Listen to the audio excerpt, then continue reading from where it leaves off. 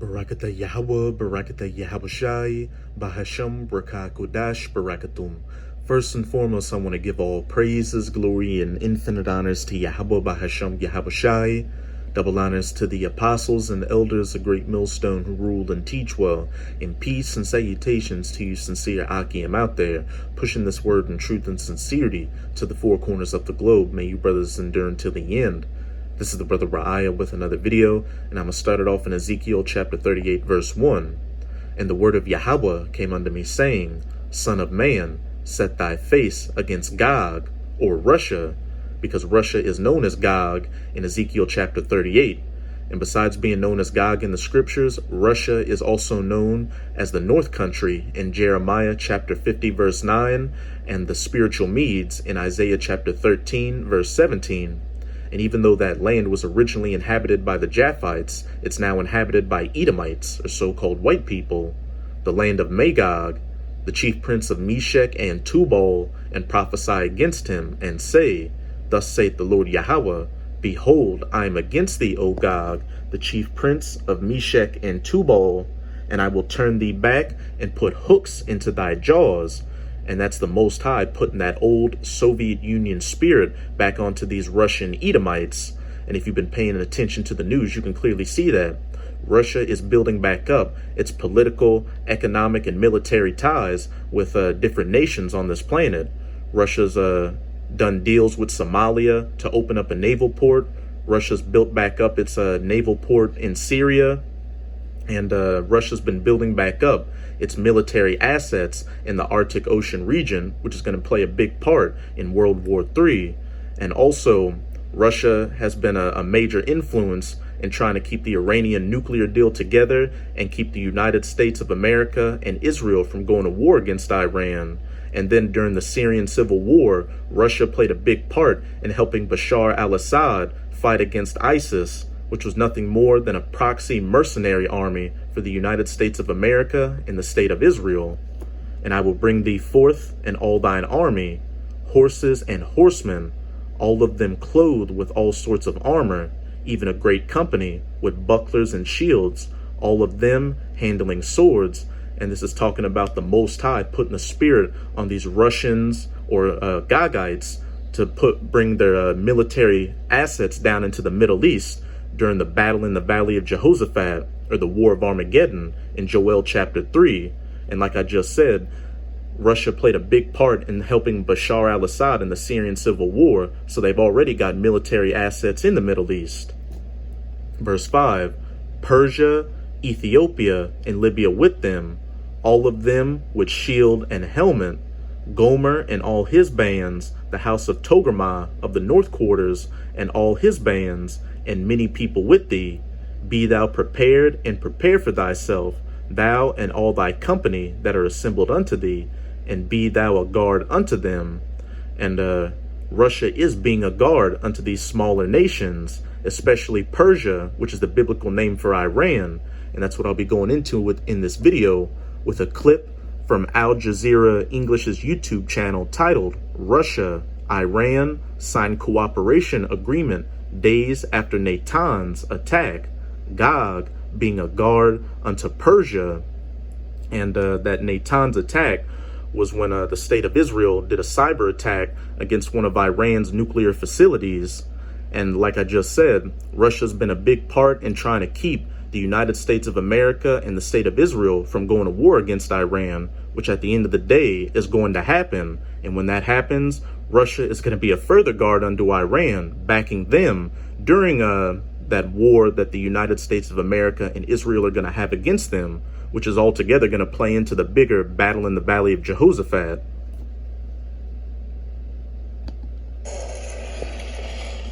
A united front. Iran and Russia, long-time allies. Both say they want US sanctions against Iran lifted. Talks between the remaining members of the 2015 nuclear deal, Iran, China, France, Germany, Russia, and the United Kingdom, are set to resume in Vienna on Thursday. But there was a warning from Foreign Minister Javad Zarif. We talk in Vienna to restore the rights of our people and end sanctions, but these talks have a limited time. Europe and America's time to return to their commitments under the JCPOA is very limited, and if they lose this opportunity, they will face unfavorable conditions. Russia called on all parties to return to the deal. We understand our partners in Tehran are ready to move forward immediately on this issue, provided the US takes the appropriate steps. We support the ongoing negotiations in Vienna and condemn any attempt to undermine these important talks. An attack on Iran's main nuclear facility in the city of Natanz on Sunday that left it blacked out has increased tensions, both inside and outside the country, and are expected to affect the talks. Conservative politicians in Iran never supported the 2015 nuclear deal in the first place. Many are now calling on President Hassan Rouhani to end negotiations following Sunday's incident at Iran's main nuclear facility. This adds to the pressure for the negotiating team and sets a time frame with the current government leaving office in August. Russia condemned what it said were attempts to undermine the negotiations. The extent of the damage at the Natanz nuclear facility is becoming more apparent. The event that happened on Sunday relating to an electricity grid destroyed a great deal of our enrichment capabilities. Several thousand centrifuges are now out of service. The government blamed Israel for what it called sabotage and issued this warning. We will retaliate for the attack on Natanz at all levels at the proper time with similar magnitude. We won't allow our enemies to reach their political objectives. Iran says it will now enrich uranium to 60%. That's 40% higher than it already is, and around 56% higher than permitted in the nuclear deal. But all eyes are on Vienna, with many sides hoping that despite the incident at Natanz, there can still be a breakthrough. Asad Beg, Al Jazeera, Tehran. Which there won't be. War with Iran will happen, with the United States of America and the State of Israel on one side, and Russia being a guard unto Iran on the other side. And besides Russia being a guard unto Persia or Iran, Russia will also be a guard unto Turkey, which is known as Gomer in Ezekiel chapter 38. Gomer, or Turkey, and all his bands, the house of Togarmah of the north quarters and all his bands, and many people with thee. Be thou prepared, and prepare for thyself, thou and all thy company that are assembled unto thee, and be thou a guard unto them. And also, you've been seeing in the news lately that Russia and Turkey have been building up their relations. And if Russia is going to be a guard or an ally under all these different countries, you would expect all these different countries to be allied with each other. And you're seeing that too. You're seeing Persia and Gomer building up relations. This is an article from the JerusalemPost.com titled, "What's Behind the Ankara-Tehran Partnership, the Gomer-Persia Partnership?" Although Iran and Turkey have collaborated recently, the two authoritarian states often find themselves on conflicting sides of regional clashes. And this article was published on September 21st of 2020. Shifting blocks in the Middle East should have Iran and Turkey worried. In a September 9th video conference, Turkish President Recep Tayyip Erdogan and Iranian President Hassan Rouhani pledged to target Kurdish forces in joint military operations. Both countries agreed that the Kurdistan Workers' Party, or PKK, and its affiliates, especially the People's Protection Units, YPG, an affiliate in Syria, and the Kurdistan Free Life Party, PJAK, an affiliate in Iran, pose significant threats to the security of their countries. The PKK has been recognized as a terrorist organization by Turkey, the US, and the European Union. Turkey has been fighting Kurdish rebellions since the early 20th century, long before the 1984 establishment of the PKK. Over the last year, however, Ankara has significantly increased its foothold in northern Iraq and has waged more frequent operations against PKK targets. In June, in a set of joint operations with Iran, Turkey carried out various air and land operations targeting over 150 suspected PKK member positions. 2 days later, Tehran's Islamic Revolutionary Guard Corps began shelling suspected targets in the Iraqi province of Erbil, close to the Iraq-Iran border. Although Iran and Turkey have collaborated recently, the two authoritarian states often find themselves on conflicting sides of regional clashes. In Syria, for example, Iran and Russia remain the leading foreign supporters of President Bashar Assad's forces, while Ankara supports opposition fighters, including some radical elements. Turkish forces are responsible for the killings of dozens of Iranian-backed militia members earlier this year in Idlib. In March, Ankara accused 2 Iranian intelligence officers of murdering dissident Musad Malavi Vardajani in late 2019. And while these different countries may have some differences now, when the time comes for them to ally themselves together to fight in the battle in the Valley of Jehoshaphat, all these differences will be put aside. Despite these glaring areas of contention, Turkey and Iran are currently deepening their partnership.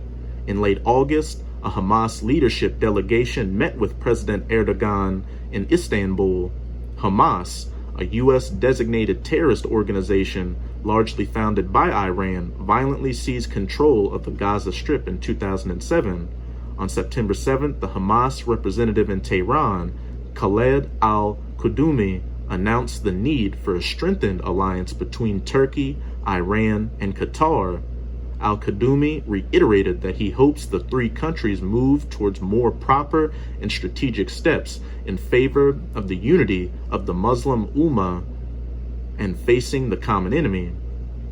Additionally, Turkey and Iran found similar ground in condemning the United Arab Emirates' peace agreement with Israel.